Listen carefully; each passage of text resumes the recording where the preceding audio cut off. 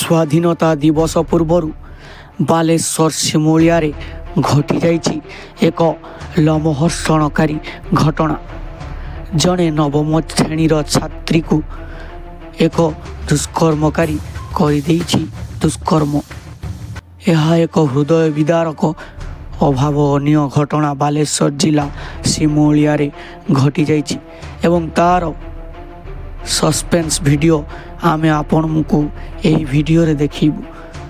ତ ସେଥିପାଇଁ କାହାଣୀଟିକୁ ସମ୍ପୂର୍ଣ୍ଣ ଭାବରେ ଦେଖନ୍ତୁ ଏବଂ କିପରି ସ୍ୱାଧୀନତା ଦିବସ ପୂର୍ବରୁ ଜଣେ ଝିଅ ସହିତ ଏମିତି କିଛି ଘଟିଯାଇଥିଲା ଆମେ ଆପଣଙ୍କୁ ଏହି ଭିଡ଼ିଓରେ ଦେଖିବୁ।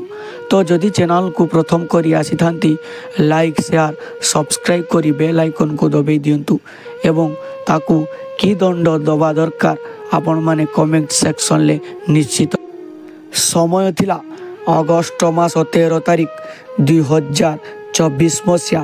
ସ୍ଥାନ ବାଲେଶ୍ୱର ଜିଲ୍ଲାର ଏକ ଛୋଟ ଗାଁ ସିମୁଳିଆ। ଗାଁଟିରେ ବର୍ଷା ଋତୁରେ ମାଟିର ଗନ୍ଧ, ପାହାଡ଼ରୁ ଝରି ଆସୁଥିବା ଜଳ ଏବଂ ସାଧାରଣ ଲୋକଙ୍କ ସରଳତା ସବୁ ମିଶି ଗାଁର ନିଜ ସ୍ୱାଦ ବରକୁଥିଲା ଏହି ସିମୁଳିଆ ଗାଁ। ଗାଁର ସେହି ବିଦ୍ୟାଳୟ ପୁରୁଣା କିନ୍ତୁ ଗର୍ବର ସ୍ଥାନ। ବର୍ଷକୁ ଏକଥର ସ୍ୱାଧୀନତା ଦିବସ ପାଳନ ପାଇଁ ଗାଁର ପ୍ରାୟ ସମସ୍ତେ ବିଦ୍ୟାଳୟ ପ୍ରାଙ୍ଗଣରେ ଯୋଗ ଦେଇଥାନ୍ତି ଏବଂ ଏ ବର୍ଷ ପ୍ରସ୍ତୁତି ଆହୁରି ବିଶେଷ କାରଣ ପ୍ରଥମ ଥର ପାଇଁ ବିଦ୍ୟାଳୟର ଦଶମ ଶ୍ରେଣୀର ଛାତ୍ରୀମାନେ ସ୍ୱାଧୀନତା ବିଷୟରେ ନାଟକ ପ୍ରଦର୍ଶନ କରୁଥିଲେ। ସେଥିରେ ପ୍ରଧାନ ଭୂମିକାରେ ନୀଳିମା ବୟସ 15 ବର୍ଷ, ମେଧାବୀ, ହସୁଆ, କବିତା ଲେଖିବାରେ ଦକ୍ଷ। ଗାଁର ମାଟିରେ ଜନ୍ମିଥିଲେ ମଧ୍ୟ ସେଥିରୁ ବାହାରି ଡାକ୍ତର ହେବାର ସ୍ୱପ୍ନ ଥିଲା ତାଙ୍କର ଏକ ନିବିଡ଼ ଆଶା। ତାଙ୍କ ପିତା ରାମକୃଷ୍ଣ ଚାଷ କରୁଥିଲେ, ମା ସୁନିତା ଗାଁର ଅଙ୍ଗନବାଡ଼ିରେ କର୍ମୀ ଥିଲେ। ଅଗଷ୍ଟ 13ରେ ବିଦ୍ୟାଳୟ ପ୍ରାଙ୍ଗଣରେ ଫୁଲର ପ୍ରଦର୍ଶନୀ, ପତାକା ସଜା, ପିଲାଙ୍କର ନୃତ୍ୟ ଅଭ୍ୟାସ, ଗୀତ ପ୍ରସ୍ତୁତି ସବୁ ଏମିତି ଚାଲିଥିଲା ଯେପରି ଉତ୍ସବର ସୁର ପୁରା ଗାଁକୁ ଆଘାତ କରୁଥିଲା। ସେଦିନ ସକାଳେ ନୀଳିମା ବିଦ୍ୟାଳୟକୁ ଯିବା ପାଇଁ ତାଙ୍କ ଗୁରୁଜୀଙ୍କ ଠାରୁ ସ୍କ୍ରିପ୍ଟ ନେବାକୁ ଗଲା। ସେଇ ଗୁରୁଜୀ ଗାଁରେ ବିଶ୍ୱସନୀୟ କିନ୍ତୁ କିଛି ଲୋକଙ୍କ ମନେ ସନ୍ଦେହ ଜଗି ଉଠିଥିଲା। ନୀଳିମା କେବେ ସେଥିରେ ଖରାପ କିଛି ଭାବିନଥିଲା କାରଣ ସେ ଜଣେ ଶିକ୍ଷକ। କିନ୍ତୁ ଏହି ଦିନ ଗାଁର ଆକାଶରେ ଅଜଣା ଅନ୍ଧାର ମେଘ ଜମା ହେବା ଆରମ୍ଭ ହେଲା ଏବଂ ନୀଳିମାଙ୍କ ଜୀବନରେ ସେହି ଦିନଟି ସାଧାରଣ ଦିନ ନୁହେଁ, ତାହା ଏକ ଲୋମହର୍ଷଣକାରୀ ଘଟଣା ଘଟାଇବାର ଦିନ ଥିଲା। ବିଦ୍ୟାଳୟ ପ୍ରାଙ୍ଗଣରେ ସେଦିନ ସ୍ୱାଧୀନତା ଦିବସ ପୂର୍ବରୁ ଶେଷ ଅଭ୍ୟାସ ଚାଲିଥିଲା। ମଞ୍ଚରେ ଛାତ୍ରଛାତ୍ରୀମାନେ ଭାରତ ମାତା କି ଜୟ ଉଚ୍ଚାରଣ କରୁଥିଲେ। ଛୋଟ ପିଲାମାନେ ତ୍ରିରଙ୍ଗା ପତାକାକୁ ଧରି ବନ୍ଦେ ମାତରମ୍ ଗାଉଥିଲେ। ନୀଳିମା ସେଥିରେ ଭାରତ ମାତାର ଭୂମିକାରେ ଶ୍ଵେତ ଶାଢ଼ୀ, କପାଳରେ ଲାଲ ଟିକା, ହାତରେ ତ୍ରିବର୍ଣ୍ଣ ପତାକା ନେଇ ଅଭ୍ୟାସ କାର୍ଯ୍ୟ ଆରମ୍ଭ କରିଥିଲେ। ତାଙ୍କ ସହପାଠୀ ସୁମିତା କହିଲା, ନୀଳି ତୁମେ ଏ ବର୍ଷ ମଞ୍ଚକୁ ଚମକେଇ ଦେବ। ନୀଳିମା ହସିଲା କିନ୍ତୁ ମନରେ ହାଲୁକା ଉତ୍ସାହ ସହିତ ଅଜଣା ଭୟ। କାହିଁକି ସେ ନିଜେ ବୁଝିପାରୁନଥିଲା। ସାରା ଦିନ ଅଭ୍ୟାସ ଚାଲିଲା। ସନ୍ଧ୍ୟା 5ଟାରେ ଅଧିକାଂଶ ପିଲାମାନେ ଘରକୁ ଚାଲିଗଲେ କିନ୍ତୁ ଗୁରୁଜୀ କହିଲେ, ନୀଳିମା ତୁମେ ଥାଅ, ସ୍କ୍ରିପ୍ଟର କିଛି ଲାଇନ୍ ଆହୁରି ଭଲ କରିବାକୁ ପଡ଼ିବ। କାଲି ପ୍ରଧାନ ଶିକ୍ଷକଙ୍କ ସାମ୍ନାରେ ପୁନର୍ବାର ପ୍ରଦର୍ଶନ କରିବାକୁ ପଡ଼ିବ। ସୁମିତା କହିଲା, ମୁଁ ମଧ୍ୟ ରହିପାରିବି କି? କିନ୍ତୁ ଗୁରୁଜୀ ହସି କହିଲେ, ନା ଆଜି ତୁମେ ଯାଅ, ନୀଳିମାଙ୍କ ସହିତ ମୁଁ ଏକାକିଆ କାମ କରିନେବି। ସୁମିତାଙ୍କ ମନରେ କିଛି ସନ୍ଦେହ ଜଗିଲା କିନ୍ତୁ ସେ ସେଥିକୁ ଗୁରୁତ୍ୱ ଦେଲାନି ଓ ଘରକୁ ଚାଲିଗଲା। ବିଦ୍ୟାଳୟରେ ସେତେବେଳେ ସୂର୍ଯ୍ୟାସ୍ତର ସୁନୀଳିଆ ଆଲୋକ, କଳିଙ୍କ କୁହୁକୁ ଏବଂ ଖାଲି ପ୍ରାଙ୍ଗଣରେ ନୀଳିମା ଓ ଗୁରୁଜୀଙ୍କର ପଦଚାରଣ ଶବ୍ଦ ମାତ୍ର ରହିଗଲା।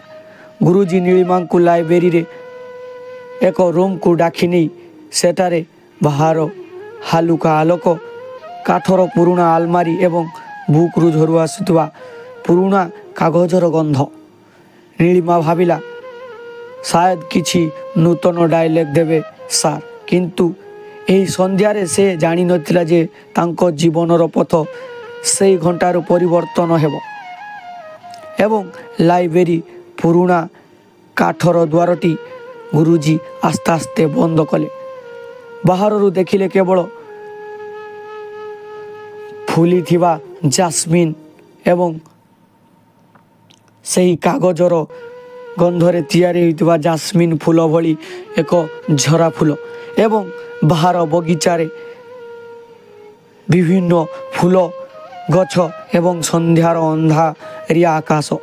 ନୀଳିମା ଟେବୁଲରେ ସ୍କ୍ରିପ୍ଟ ଖୋଲିଲା। ଗୁରୁଜୀ କୁହନ୍ତି କୌଣସି ଡାଇଲଗ ବଦଳାଇବାକୁ ପଡ଼ିବ। ସେ ପଚାରିଲା। ଗୁରୁଜୀ ହସି କହିଲେ, ତୁମେ ଭଲ କରୁଛ, କିନ୍ତୁ ଭାବ ଆହୁରି ଅଧିକ ଭଲ କିପରି କରିପାରିବ। ସେମାନଙ୍କ କଥାରେ କିଛି ଅଜଣା ସ୍ୱର ଥିଲା। ନୀଳିମା ମନରେ ଏକ ସନ୍ଦେହର ରେଖା ଅନୁଭବ କଲା। ସେ କଥାବାର୍ତ୍ତାକୁ ପଢ଼ିବାରେ ମନ ଦେବାକୁ ଚେଷ୍ଟା କରୁଥିଲା, କିନ୍ତୁ ଗୁରୁଜୀ ବାର ବାର ତାଙ୍କ ସାମ୍ନାରେ ଆସି ଯାଉଥିଲେ। ଲାଇବ୍ରେରୀର ଖାଲିପଣ, ବାହାରକୁ ଆସୁଥିବା କୁହୁ କୁହୁ ଶବ୍ଦ ଏବଂ ଏକ ଅଚେତନତାର ଭୟ। ନୀଳିମାର ହୃଦୟରେ ଧୀରେ ଧୀରେ ବଢ଼ିବାକୁ ଲାଗିଲା ସ୍ପନ୍ଦନ। ଗୁରୁଜୀ, ମୋର ମା କହିଥିଲେ ଆଜି ଶୀଘ୍ର ଘରକୁ ଯିବୁ। ନୀଳିମା କଥା ଆରମ୍ଭ କଲା, କିନ୍ତୁ ସେଥିରୁ ପୂର୍ବରୁ ଗୁରୁଜୀ ଟେବୁଲରେ ସ୍କ୍ରିପ୍ଟକୁ ବନ୍ଦ କରି କହିଲେ, ଆଜିର ଅଭ୍ୟାସ ଖୁବ୍ ମହତ୍ତ୍ୱପୂର୍ଣ୍ଣ, ତୁମେ ଯାଇପାରିବ ନାହିଁ। ନୀଳିମାର ହାତରେ ଘାମ, ଆଖିରେ ଅଜଣା ଆତଙ୍କ। ସେ ପଛକୁ ଏକ ପଦକ୍ଷେପ ନେଲା। ସେହି ସମୟରେ ବାହାରକୁ କେହି ଦ୍ୱାର ଠୁକିଲା। ଗୁରୁଜୀ ପ୍ରଧାନ ଶିକ୍ଷକଙ୍କୁ ଡାକୁଛନ୍ତି, ଗୋଟେ ଛୋଟ ଛାତ୍ରର ସ୍ୱର। ଗୁରୁଜୀ ଦ୍ୱାରଟି ଖୋଲିଲେ। କିଛି କ୍ଷଣ ପାଇଁ ତାଙ୍କ ମୁହଁରେ ଅସନ୍ତୋଷ ଝଲକିଲା। ନୀଳିମା ସୁଯୋଗକୁ ନେଇ ତୁରନ୍ତ ବାହାରିଗଲା। ବିଦ୍ୟାଳୟ ପ୍ରାଙ୍ଗଣରେ ପାଦ ରଖିବାକୁ ସହିତ ସେ ଅନୁଭବ କଲା ଆଜି କିଛି ଅଜଣା ବିଚାର ସାରଙ୍କ ମନରେ ନାଚି ଉଠୁଛି। ଅଗଷ୍ଟ 14 ସକାଳ 6ଟା। ବୈଷ୍ଣବପୁର ଗାଁଟିରେ ସକାଳରୁ ଉତ୍ସବ ମୁଖର। ପ୍ରତ୍ୟକ୍ଷ ଘରର ଛାତରେ ତ୍ରିରଙ୍ଗା ପତାକାର ହାଲୁକା ପବନର ଫୁଲିବା। ଗଳିର ଗଳିରେ ପିଲାମାନଙ୍କର ଜୟ ହିନ୍ଦର ସ୍ୱର, କୁହୁଡ଼ି ଦୌଡ଼ିବା ଏବଂ ଗାଡ଼ିରେ ସାରେ ଯାହାଁ ସେ ଆଚ୍ଛା କି ସ୍ୱରରେ ବଜାଉଛନ୍ତି ମାଇକ୍। ନୀଳିମାର ଘରେ ମା ସୁନିତା ତାଙ୍କ ପାଇଁ ଶ୍ଵେତ ଶାଢ଼ୀ ପ୍ରସ୍ତୁତ କରୁଥିଲେ। ନୀଳିମା କାଲିର ଭୟଟା ଭୁଲି ଯାଇଛି, ଆଜି କେବଳ ଅଭ୍ୟାସରେ ଧ୍ୟାନ ଦେ। ମା ହସି କହିଲେ। ନୀଳିମା ହଁ କହିଲା, କିନ୍ତୁ ଗତ ସନ୍ଧ୍ୟାରେ ଲାଇବ୍ରେରୀ ଘଟଣା ତାଙ୍କ ମନରୁ ଯାଇନଥିଲା। ଗୁରୁଜୀ ତାଙ୍କ ସହିତ କ'ଣ କରିଥିଲେ ସେଥିରେ କିଛି ସେ ତାଙ୍କ ଘରକୁ ଜଣାଇ ନଥିଲେ। ବିଦ୍ୟାଳୟକୁ ପହଞ୍ଚିବା ସହିତ ପ୍ରାଙ୍ଗଣରେ ଗୋଟେ ବଡ଼ ତାଳପତ୍ରର ପତାକା ଦଣ୍ଡ ଏକାଠି କରି ବ୍ୟସ୍ତ ହୋଇ ଶିକ୍ଷକ ପିଲାମାନଙ୍କୁ ଖୁସିରେ କହୁଥିଲେ। ସୁନିତା ଦୌଡ଼ି ଆସିଲା। କାଳି, ତୁମେ ଶୀଘ୍ର ଚାଲିଗଲ, କ'ଣ ହେଲା? ନୀଳିମା କିଛି କ୍ଷଣ ଚୁପ୍ ରହିଲା, ପରେ କହିଲା, କିଛି ନୁହେଁ, ମୁଁ କେବଳ ଥକି ଯାଇଥିଲି। କିନ୍ତୁ ସୁମିତା ଆଖିରେ ସନ୍ଦେହ ରହିଗଲା। ତ ଘଟଣାକୁ ଆଗକୁ ବଢ଼ାଇବା ପୂର୍ବରୁ କାହାଣୀଟି ଅନେକ ବଡ଼ ହୋଇଯିବ। ଆଜିର କାହାଣୀରେ ଏତିକି, ଆଗକୁ ଅନ୍ୟ ଏକ କାହାଣୀରେ ଆମେ ଦେଖିବା।